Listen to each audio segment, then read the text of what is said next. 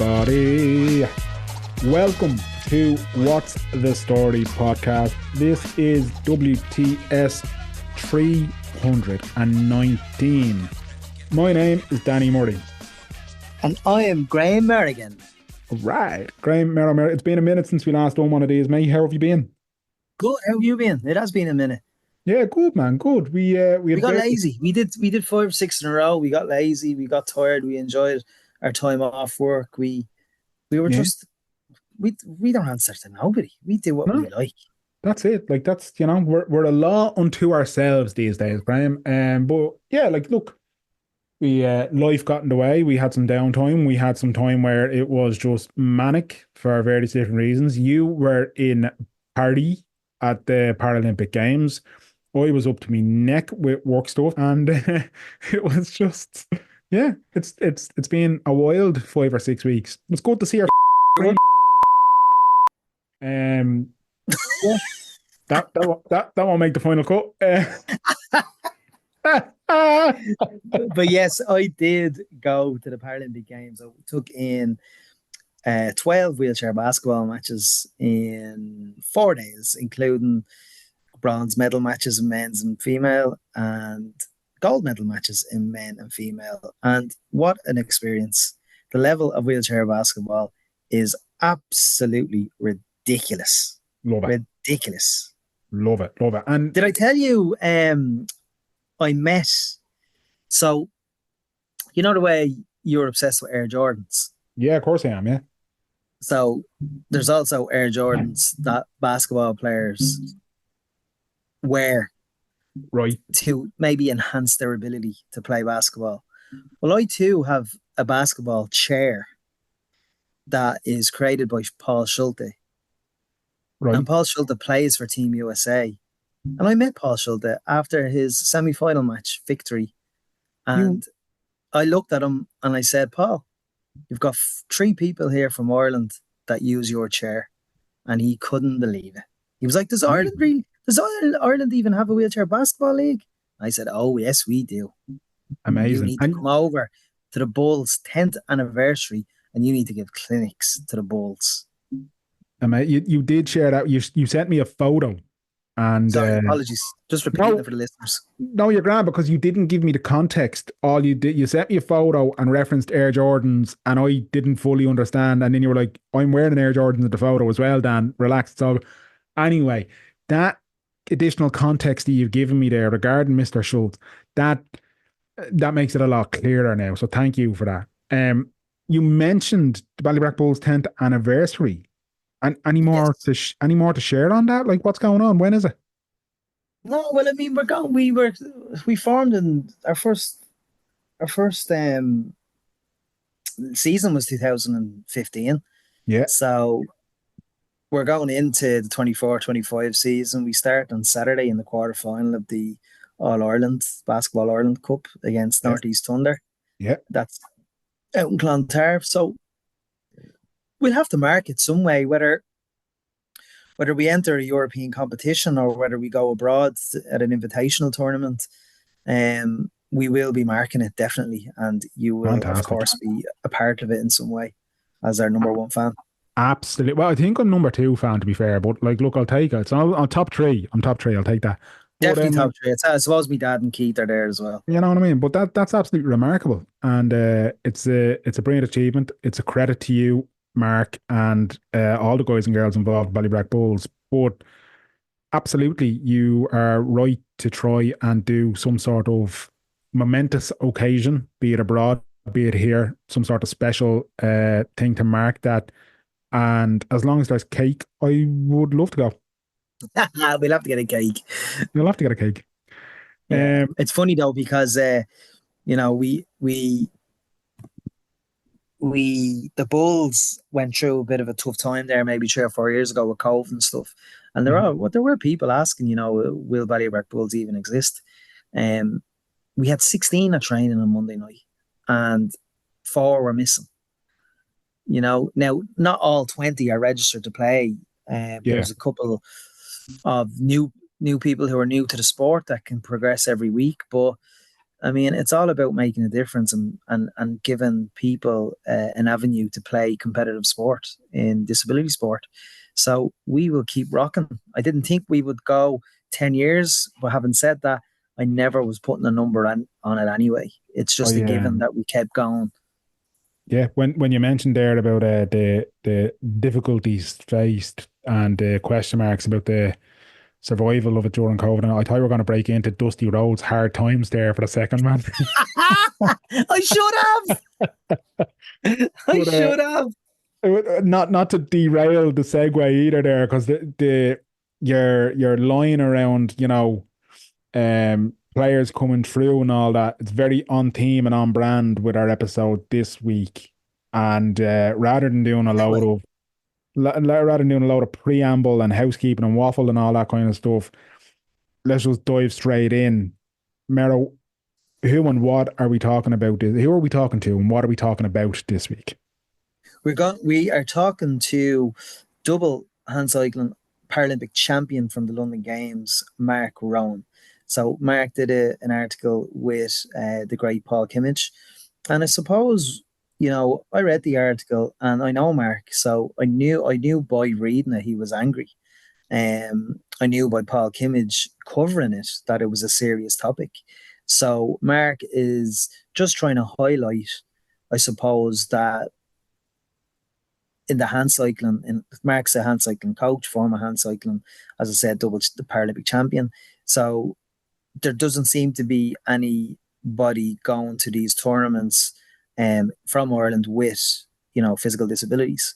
So he's just looking to highlight that. And we spoke to Mark, and enjoy.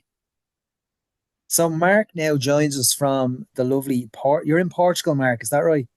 Yeah, I'm in the south of Portugal in the Algarve. Been here now 8 years. 8 years? 8 years this November, yeah. 8 years. And you're living there full time? Full time, yeah. Yeah. Unbelievable. How are you finding it? It's great. Great place to live. Work is hard. It's a hard place to make a living, but the lifestyle is much better. It's very easygoing. Housing was cheap up to about 3 years ago. Rent was cheap. Yeah, quite like the sun. Like the main reason I came was the weather. Like everyone, like every other expat. But I'm about 50 years younger than most of the rest and that make it down here. So it's an interesting place to see. All the preconceived conceptions about people in southern Spain, southern Italy, southern Portugal. They're all 100% correct. Everything takes an age. Nobody's in a hurry. So it's a great place to holiday. But if you're trying to work here, I work for myself, so it's a great. The pros definitely outweigh the cons. Yeah, I love it. Jeez, I can't believe you're there 8 years. So was it always the plan to stay there? Like it was like to set up the school and stuff? No, I used to come here to train. I used to drive from Rosslare every January, pack the car, come down and train till the end of April. I just rent a house, because if you're an endurance athlete, you're on the road for a couple of hours every day, 2, 3, 4, whatever. And on the handbike, the first 2 years I did at home, around Westmeath and the Schlieve Blooms and all those places. And it was just too hard to stay healthy. Just so cold, so wet. You just get sick, and it's just like a never-ending cycle of fitness and sickness and fitness and sickness. So I said, if I'm going to do this properly, and I was working with the ESP at the time, and they gave me leave of absence. So I had the fail-safe. If things didn't go well, I could go back. So I used to come down for about 4 months of the year and loved it. I thought if I do go finish up, I will try and do something down here. Brilliant. So that was from the warm weather training from when you were competing, when you took gold in 2012 games. That's 12 years ago, Mark. 12 years ago, yeah. Hard to believe that on the 10-year anniversary, I brought down my old coach, the old manager, and the old mechanic. They came down, and it's gone so quickly. Like afterwards, Like the timing was perfect, Meryl. After London, these two new athletes came in, an American guy and an Italian guy, and I never won another race after London. Never won another race. And then 2014, they did a whole rejig of the classification, introduced a new class, and then the IPC, which is the Paralympic Committee, they just drew black and white lines in the sport. You're either this break or that break. So they no longer took into consideration like the effects on your heart or your lungs of the spinal injury you had. So mine was quite high. So I'm like T2. So so I know I'm competing after I was reclassified, where I was, I would say, the least disabled in my class, and then I went to being the most disabled in my class. So you have no chance, absolutely no chance at all. So I gave it a couple of months, and I went to study then with Real Madrid for a year to do a master's in sports management, and then I said, okay, let's give Portugal a go. That's mad about the classification, isn't it? Because, like, I've only been having the conversation recently enough because they've changed the classification somewhat for wheelchair basketball as well.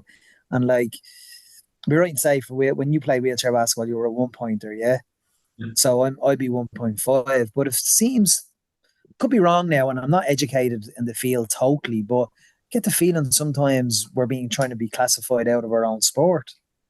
So would you believe like that's I think it's across a lot of sports, Meryl, because like I saw the recent picture of the Paralympics, that Paralympic team heading off to Paris, and there was 4 wheelchair users, and there was 6 able-bodied pilots who were piloting, visually impaired athletes.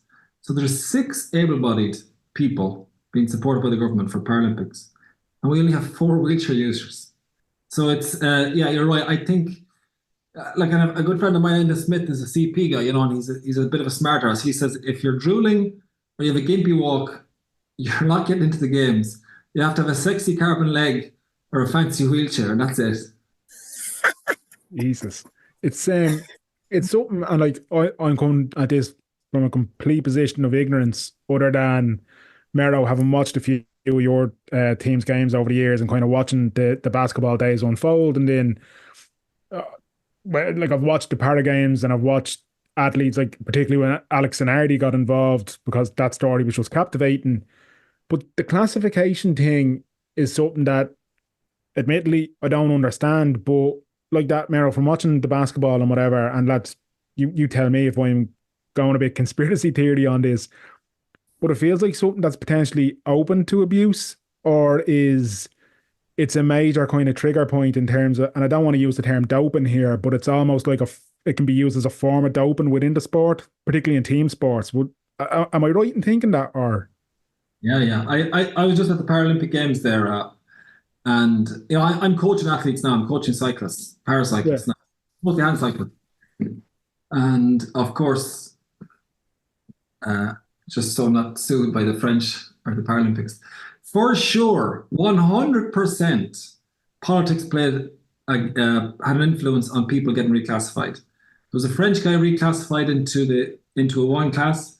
He had been a previous world champion, and they dropped him down to a less competitive. So he was now 2 minutes ahead of everybody else. French guy. The same in another C4 class, which an Irish athlete was competing, Ronan Grimes. They brought a guy from C5, which is less disabled than C4, brought him down from C5 to C4. So I could see it. You can see it. It's the big countries, they have influence. So the host country definitely wanted as many medals as possible. The Americans got bipartite slots they should never have got. Bipartite slots are there for, smaller countries that can't collect as many points as the bigger countries, or say the likes of Palestine or Gaza or wherever athlete you might be in a situation. Like, and they gave America and France bipartite slots. Yeah. So I left the games. I left the games as a coach. I went as a coach this time, and I just thought, man, they have a lot of challenges ahead of them if they're going to continue to protect disabled athletes. And here's the thing, because I was watching the RT coverage, and the families of the medalists and stuff like that, and a person was being interviewed. I can't remember who it was. And they were at pains to say that It's not a showcase of disability, it's a showcase of ability. And I'm kind of going, that's wrong. Paralympics was set up as a showcase for people with physical disabilities at elite level sport. And we have on our national broadcasters someone saying, you know, it's not actually a showcase about disability, it's about ability. It's like, they're applying the same standards as, high performance. The medals become the most important thing, whereas Paralympic sports should have the ability to focus more on the person, the story, not especially when classification plays such a massive role. You just might be unlucky that the French guy got reclassified, so now you're fourth instead of third, so you don't get the spotlight. But you're still the same person, still the same amazing story. You still do the same work. You still have the same impact in your community, which really that's what it's all about. And you're a positive role model in your country. But if they keep measuring your status based on medals, then it's only going one way. It's just going to become more elite. It's going to segregate athletes who have severe disabilities who no longer have an opportunity to try and compete because they're not medal potential. Like, that drives me up the wall listening to that bullshit. And the problem, I think, is a lot of coaches enter the sporting world through governing bodies, a lot of young coaches. And Paralympics is like a stepping stone. It's like a gateway into the federation, right? It's not seen as the golden goose. Ultimately they want to get to the head basketball coach or the head soccer coach or the head cycling coach. And if there are issues like classification or whatever, I don't think these coaches have the balls or the leadership skills to step up and ruffle the feathers of the FIBA or FIFA or UCI or athletics. So I think ultimately the athletes and the people are missing out. And then what happens, Mero and Danny, is if you no longer have the possibility to showcase yourself at the top level, then people will stop competing. They'll stop doing the sport. Then the visibility goes straight away. Like, that person in the community in Cork or Belfast or Galway is no longer doing the sport. So then that won't lead to the next person coming along and just having a healthy life, having a balanced life, seeing somebody doing a sport with the disability and saying, I can take part in this. So I think, it's a slippery slope that they're on at the moment. Mark, so you touched on this as well in a recent interview with Paul Kimmage, which was a brilliant article.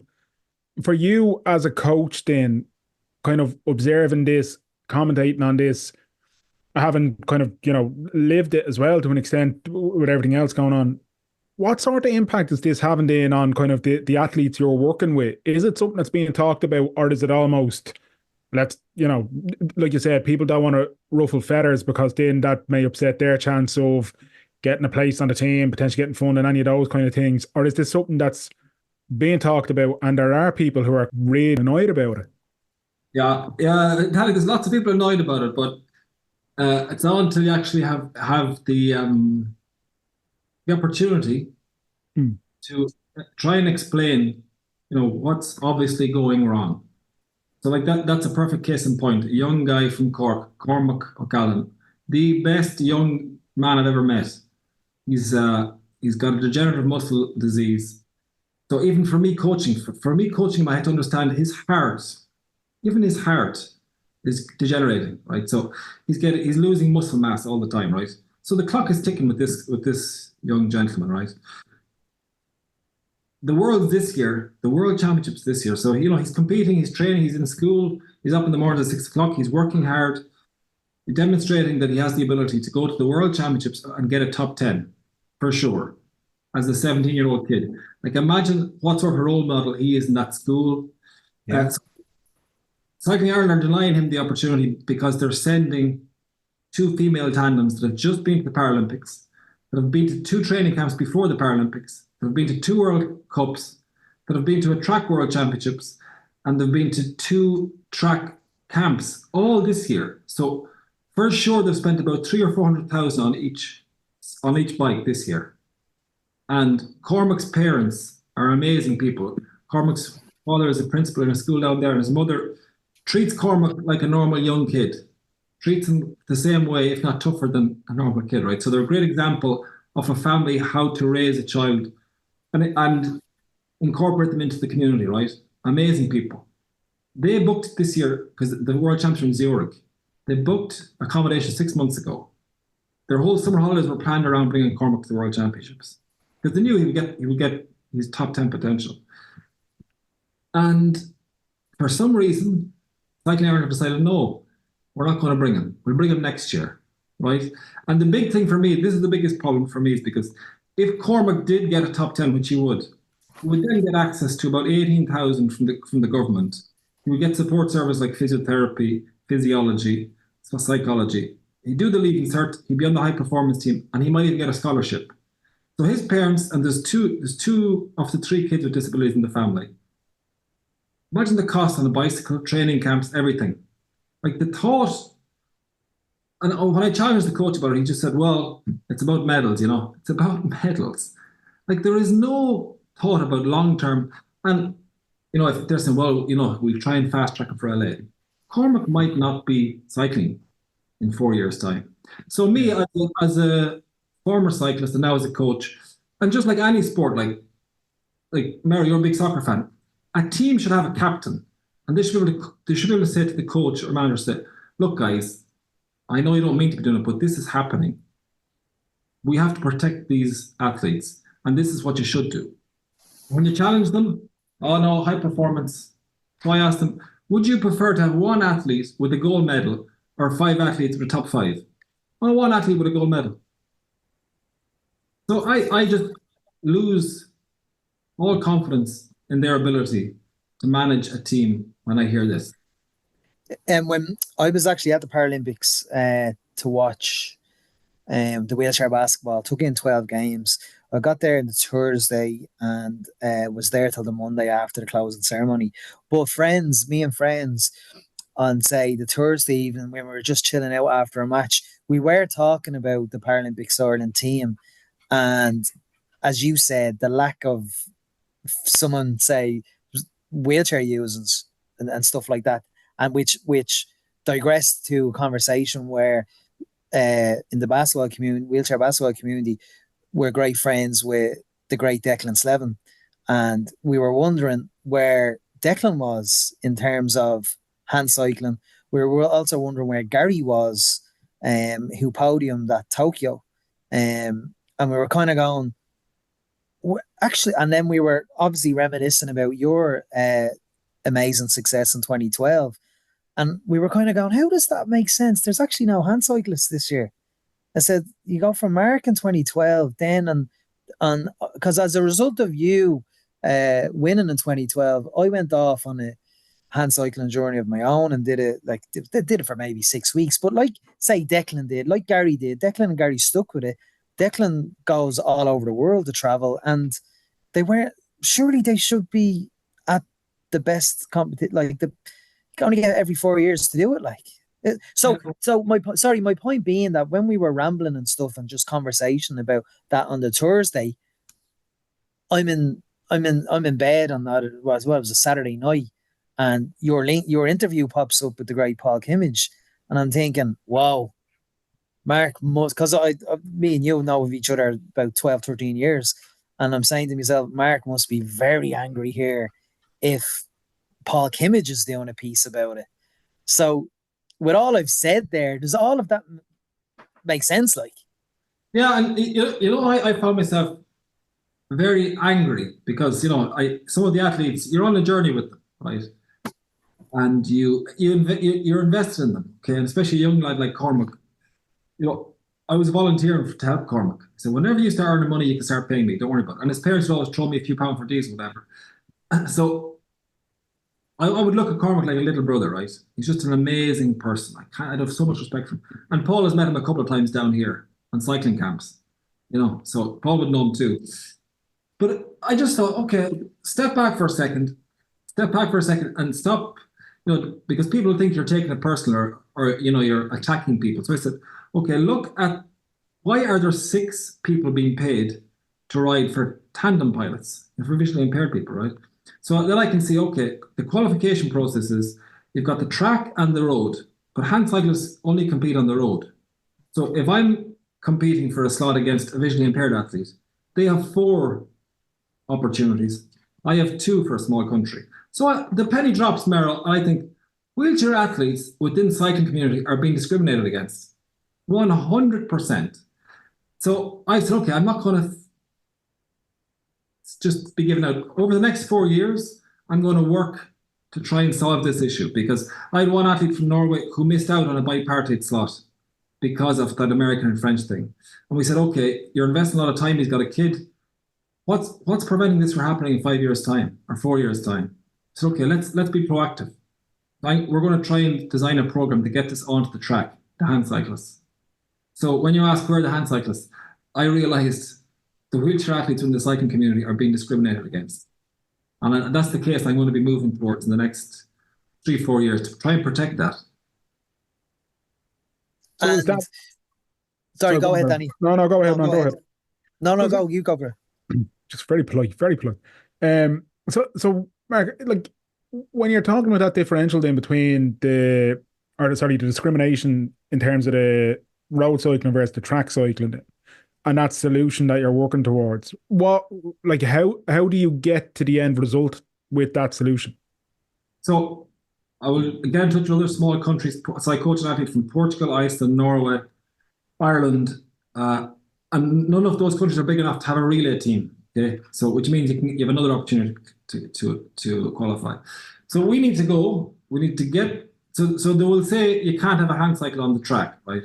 It's just an easy answer for them. And like I said before, the young coaches, they have no interest in ruffling feathers. They have no interest in saying, "Oh, I can see that now. I'm going to take that up because it's going to be a fight with the UCI for sure, right?" So I'm going to go rent a velodrome, get some athletes. I know a couple of contacts from coaches around the world. Tell them, look, guys, this is an opportunity. We need to invest in it. We're going to go run an event as a training camp and demonstrate it's possible to do it. Then when we do push forward the case, when they do present the obstacles, we have the answers for them. And that's the only way, if we're proactive and we invest in it. If we sit back and blame, it'll never get solved. So we have to be at the forefront of this because it's discrimination. And nobody's calling out. I don't know if anybody's actually realised this, but just through the set of circumstances this year of people missing out, I've seen it, and I've been able to step back and take a view that, okay, let's get a solution instead of just highlighting the problem. And when obviously Paul had spent time in your cycling school and obviously met you all, was that the catalyst to do the article because Paul saw maybe your frustration and all? Because let's face it, and obviously these are my words speaking, our community in disability sports don't really speak out about injustices like this, or we probably don't get the media coverage.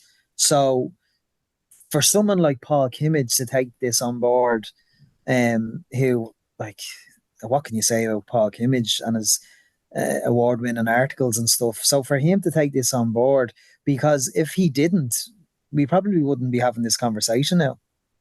Yeah, well, I asked the coaches, how do I voice this? How do I voice this opinion? Because I think it should be heard. Oh, just send us an email. I thought, what? But anyway, so Paul has a place down here in Portugal, so he cycles with us. So we'll be out cycling with Paul. So Paul knows, so I host 3 paracycling camps a year with athletes from all over the place. And so Paul had joined us the odd time. And like on my 20th year of my accident, I did a charity cycle from the north to south of Portugal to raise money for hand cycles in the hospital. And Paul was on board. Came along. He's the salt of the earth. So, Paul, and he knows cycling better than anybody. He knows what it's like to face into something and try and tackle something that you just see, okay, I know none of these people that are doing it, they're doing it on purpose. If they get into coaching, it's the best will in the world. So there's no personal attacks. I'm just going to try and work a way to highlight the issue. So that's great that Paul did take an interest, of course. It's great though, because he's treating it, and he treated it with equality, as if it was able-bodied cyclists, if it was something to do in football. And I don't think our sport gets that. I don't think disability sport at elite level, I don't think we get the same kind of, I suppose, scrutiny. Or, would, other than Paul, would anybody have known, any journalists that covered Paralympics Ireland for RTE or whatever, would they have known that there was no hand cyclists there? Probably not. Well, so I worked at RTE for a couple of years. They were usually very good. I have to say, their coverage. So with all the athletes I know around the place, RTE is probably, apart from Channel 4, which have a massive budget, RTE, and I have to say that, like, I'm not towing the political line, but like they had lots of athletes, former athletes, in there talking, on the panel. But because of the sports they qualified, they're parochial. They have to cover swimming. So even when I was there, I was trying to push them to cover basketball or rugby, whatever. And like, yeah, we know, Mark, but there's a swimmer going here from Laois, there's a swimmer here going from Cork. We have to show that person swimming, even though it's their 5th time on, it's not their main event, and they're going to finish last. So, but other journalists, I got no uptake apart from yourselves from the interview. And Kimmich said, you're doing a good job, when none of them fucking want to touch us. Yeah. And that's my point. That's my point, in that it was refreshing to see you speak about it so openly and Paul reporting on it. Were you worried about any ramifications from, say, I suppose, former colleagues or former teammates at Paralympics Ireland? No, I'm an independent cycling coach, so I work across lots of different governing bodies. So I can see I can see a common trend of Paralympic sport, in Portugal, Iceland, Norway, England, Ireland. So I know, okay, this is a bit strange. So I have no problem, because it's if your sport gives you something. So cycling has given me so many opportunities, and it still gives me opportunities, right? You have a responsibility, like all of us who as a young kid, volunteers get you into soccer or basketball or whatever it is, golf. And then you go through the process where you spend 20 years playing the sport. I'm 40 now. So I should be spending the next 20 years protecting the sport for the next generation. Like that's the way I see it. So if there is a problem, you have to call it out. And what I found actually was, I don't know if you ever figure this out, guys. Especially when I don't know, you have a disability, you're like, I'll figure it out. I can't reach that milk on the top shelf. I just go and grab this knife and I try to edge it. You're all trying to solve stuff yourself, So sometimes you're reluctant to say, I'd speak up. And sometimes you mightn't have the confidence because you're like, oh, what'll they think, So I'm in a privileged position where I don't have to work for a governing body. I don't have to worry about, if I pay, so I will never work for Cycling Ireland, guaranteed, after what I just did. 100%. I couldn't care less. I want to work with the people, not the organization. So I think if you are involved in sport, you have a responsibility to protect it.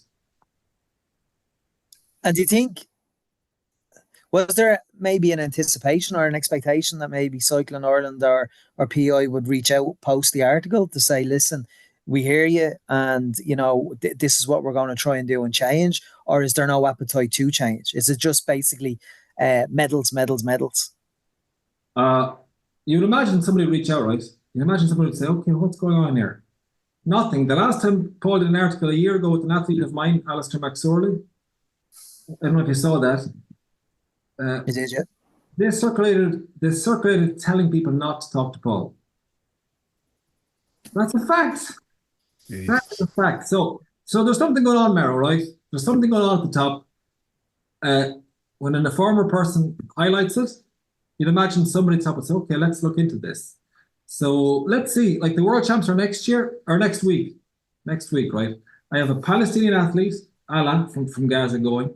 I have a Portuguese athlete going, an Icelandic athlete going, and 2 Norwegian athletes going. And I have no Irish athletes going. Like, it's mad. And they're sending 2 of the best supported people who are both on 40,000. All the athletes going next week receive 40,000 taxpayers' money. That's the visually impaired and the able-bodied person. They don't pay for anything. Their equipment is given to them. Training camps are given to them. Some of them work part-time.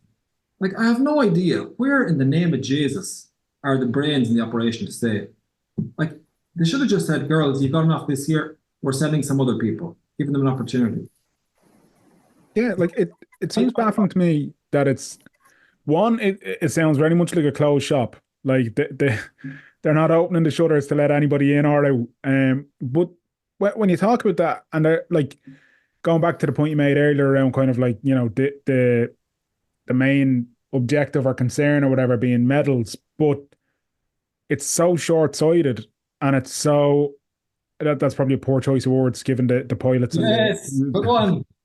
You can't say it, Danny. I can say it, but you can't say it. Yeah, exactly. Yeah. But like it's so short-sighted in terms of the development or the medium to long term of the sport. Like, yeah, okay, this might be great this year and maybe for another couple of years, but beyond LA games in 4 years' time, like how do they expect younger athletes to come through if all they're going to focus on is the now and the medals today and tomorrow? Well, look, the guy who was over London high performance program for 2 or 3 years leading up to it, Peter Keane was his name. When he left, he said there's a massive problem with Australia and Canada, the UK, their approach to serial medalists. Because once you get somebody medaling, you get them on all the top money. It's easier to keep them there. And with visually impaired athletes, you can change the pilot. So as they get older, you just switch out the engine, you get a new engine, right? So they can stay there for much longer. That supports the coach. The coach has a job because of it, and they can get more staff because they get more medals. So then they have to protect their job. They're convincing the athlete to stay on. Like, for me, it's a shit show. And it's a closed shop. You're dead right, Danny. And all we can do is just keep highlighting it. We just keep knocking the door, and eventually something will turn up that they'll say, somebody will take, like, for example, Una May is the head of Sport Ireland. Is that correct? Right. Her daughter was at the World Championships 2 or 3 weeks ago. Brilliant. Young female cyclist. She finished 30 or 40th in the World Championships. Right. And that's exactly what she should be doing. Young athletes should be going getting experience, blooding them in, right? So the exact same organization have said, we're sending nobody that isn't going to win a medal to the paracycling because of funding. Parents offer to pay.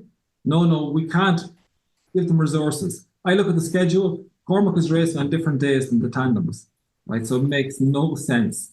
So Una may not say, oh, hold on here, guys. You're applying different rules to my daughter, to this young man. Why is that? Yeah. Bonkers. And I suppose it's one of those things. Very frustrating for you, Mark. I was getting very, very stressed about it and angry. And you know what? I just thought, why? Like, what's the point? Like, I'm going to lose. So what I've seen sometimes is when people get mistreated like this, they lose the love of cycling, right? Or exercise.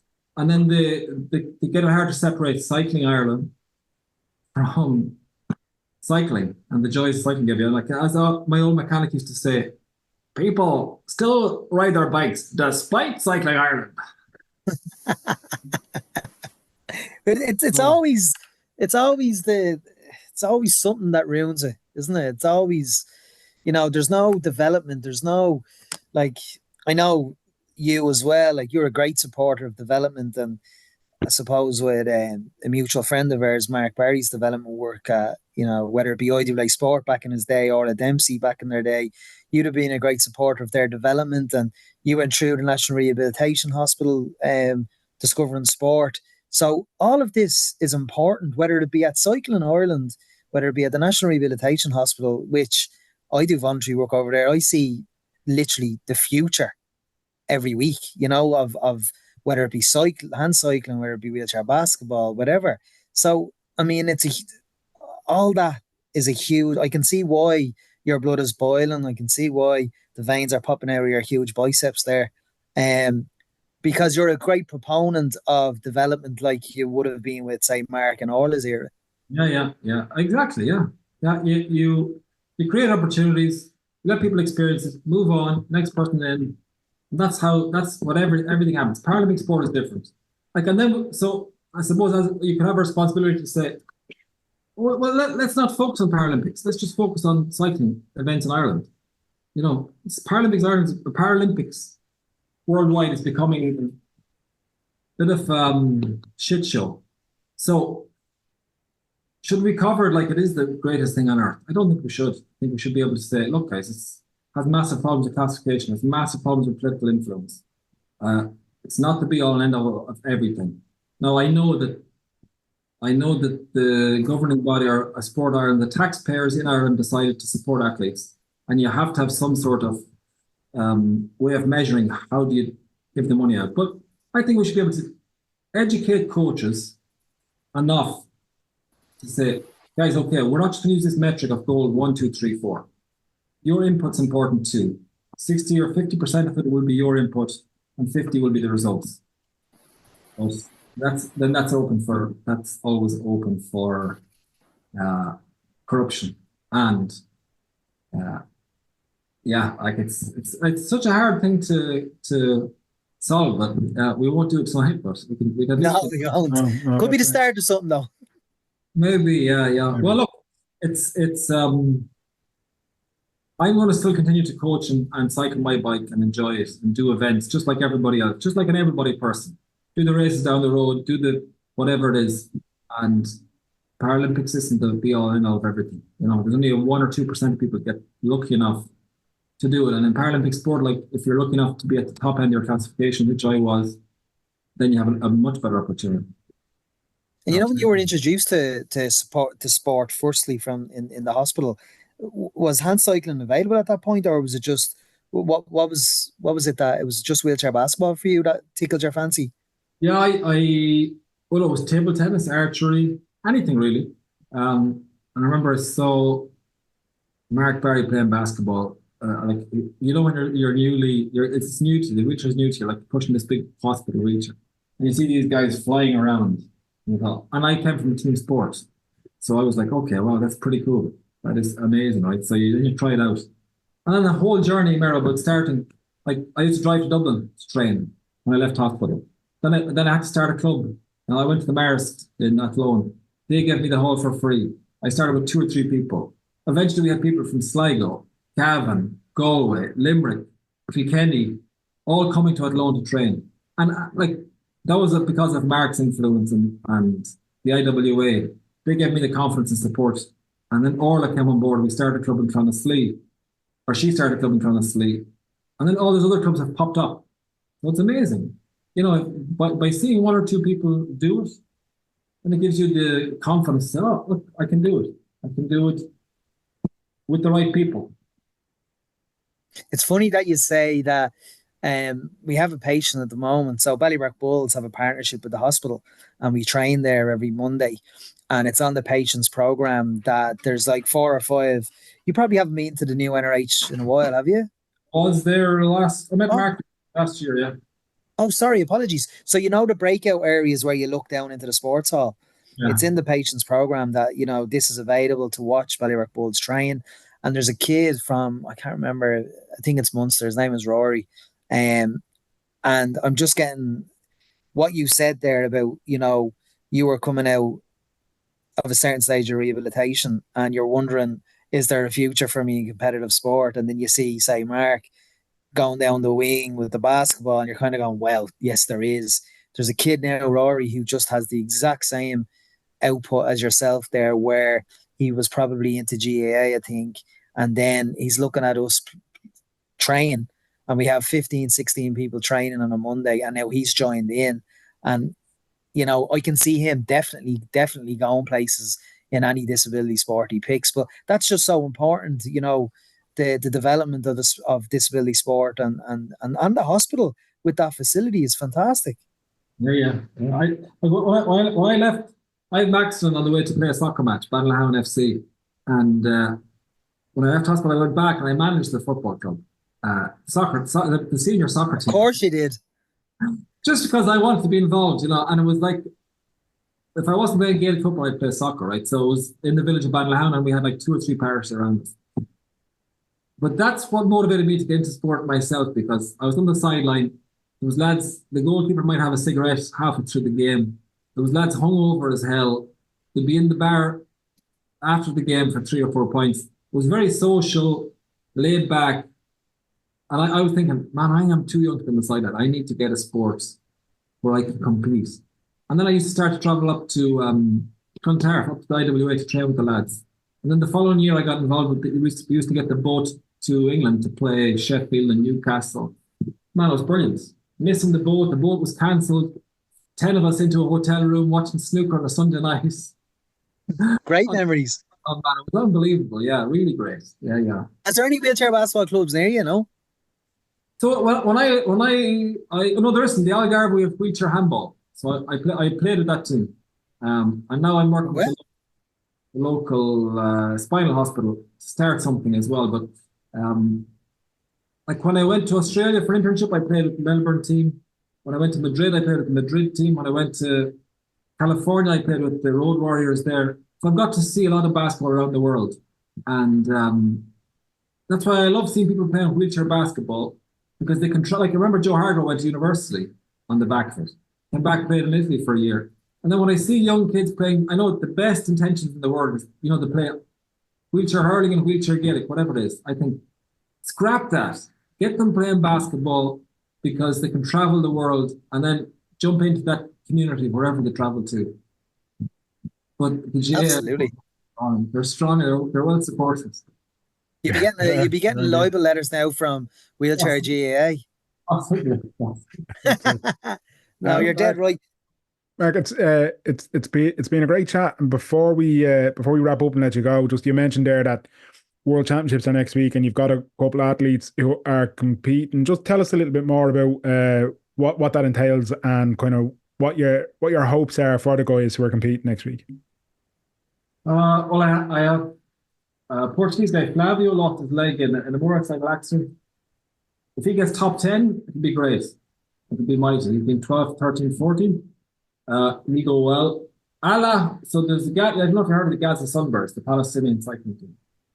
So when I saw them online delivering, after October 7th, delivering all the messages that the cycling team were, I reached out to them and I've been in touch with them back and forth.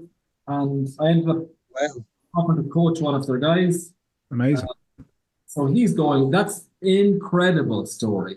Like it's the complete opposite of the 80 grand per bike bullshit that's going on. But this guy, like the story, he's got what? He lost his leg when an Israeli sniper shot him, right? Allah, 21. Jesus. So he cycled to the bike, and all the bikes in Gaza were all smuggled in from skips with, aid workers were smuggling them in. So all the bikes are pieces of junk, big Heinellis, mountain bikes, all put together, hybrids. And with cycling, you've got like these ski shoes where you clip in to give you the best efficient pedal stroke. Wow, amazing. But these guys had nothing, no cleats. So they used to have to tape the foot because it's one leg, right? And if you're not taped in or clipped in, you're missing, their foot's coming off the pedal. So these guys are taping their feet with masking tape to the pedals like a year ago. So anyway, they got out for the World Cups. They got a visa out of Gaza just before the Rafah crossing was taken by the Israelis. And he's living in a church in Padua, just close to Venice in Italy. Imagine it, like I do this program. I have to give him 5 days off for prayer because they're practicing Muslims. He's living in a church. Their team is amazing. 2 of the athletes are in Belgium, so they will go this year. They're trying to get a bipartite for the Paralympics, but you can imagine what the Israelis thought of that. So exactly. So like even working with Allah, and I thank God for Google Translate. I put everything in Arabic. I type in the messages and I press translate, and just to see everything backwards, it's amazing. But to have someone like that and to work with someone like that, it just puts everything else in perspective. So I hope he'll come last. For sure he'll come last because he's a heavy lad. They've just really started training properly. But his story is 10 times more inspiring than anybody who puts on a green jersey next week, for sure. I have an Icelandic girl who got paralyzed in a skiing accident when she was 16. An amazing girl. She'll go and she'll probably be 10th or 11th, but still, she's the only hand cyclist in Iceland. So her impact in Iceland is amazing. Absolutely, that's incredible. A Norwegian guy who used to play for Midtjylland, professional soccer player, injured his knee, was cycling, broke his back. Uh, a girl who got meningitis in her spine when she was 2. She's competing. She's 36 now. She could medal. She's an amazing woman. And so each athlete that I have the privilege to work with, they inspire me for sure. And their stories, each of them have an amazing story. And none of them might medal, but are they any less relevant than somebody with 400,000 euros being thrown at them this year and medaling? No. So we have it all ourselves. Yeah, it's like, to go back to that point earlier on around kind of the line of, medals are what matter, and I'm paraphrasing there. When you're sharing just a snippet of some of those stories between the only Icelandic paracyclist and the Palestinian cyclist, in, like, they're the stories that will captivate people. They're the ones that will spark people's emotional attention, and they're the ones that will inspire people. So medals be damned, like, that's way more important at a human level to know about those stories and hear about those stories, regardless of what position they end up in. They're just incredible, like. And getting to a start line just shows so much courage. Absolutely. That's unbelievable. Absolutely. Mark, thanks so much for your time. Keep on being an absolutely unbelievable role model, because the end of that there was like, you're still doing astonishing work. So proud to know you. Not work for me. Sorry? It's not work for me. I'll be honest. That's what I mean. But just keep doing what you're doing, because you're a fantastic role model. As I said, proud to know you, and thanks so much for your time. Likewise, guys. Thank you very much for even taking the time to highlight it. It's brilliant. That was the brilliant Mark Rohan chatting to us there for the last 40 minutes or so. Brilliant conversation, and I love when we get to talk to somebody who is, one, incredibly passionate about what they do, and two, incredibly knowledgeable about what they're talking about. And it struck me very clearly there that Mark's passion is absolutely at the heart of what he is calling out and the issues that he believes exists within disability sport, particularly paracycling, but also just his lived experience and his knowledge, and how he is using that then to benefit other athletes and try to find a solution to these problems is something that is, it can't be overstated. It's very easy for people to kind of show problems, but to also offer up the solution is a key element of making progress in any situation. And I thought it was a really, really insightful chat. Yeah, I agree. It was very insightful. As kind of said from the outset, that I kind of took from the article that Mark was angry, and I think he displayed his anger and his frustration. And I just hope somebody's listening. I hope, he referenced that Paul said that there was no kind of response from the piece, which in Paul's words, that's a good thing.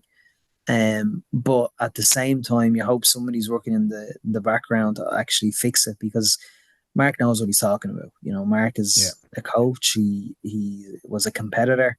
So you would hope that somebody's listening. And it was by complete coincidence that when me and friends were in Paris at the Paralympics, that we were a complete coincidence that we were asking about where are the wheelchair user hand cyclists, because there might have been 3 or 4 in not so long ago, and they were absent, and we didn't know why they were absent. And then lo and behold, Mark gets this article released on that Sunday with Paul Kimmage. So again, a lot of politics at play, which always gets in the middle of enjoying sport. So it's no different to any other sport. It's just, I suppose, it's nice to see this being covered, because when you're at elite sport, it should be covered the way all elite sport is, no matter, just because it's disability elite sport, it's no different.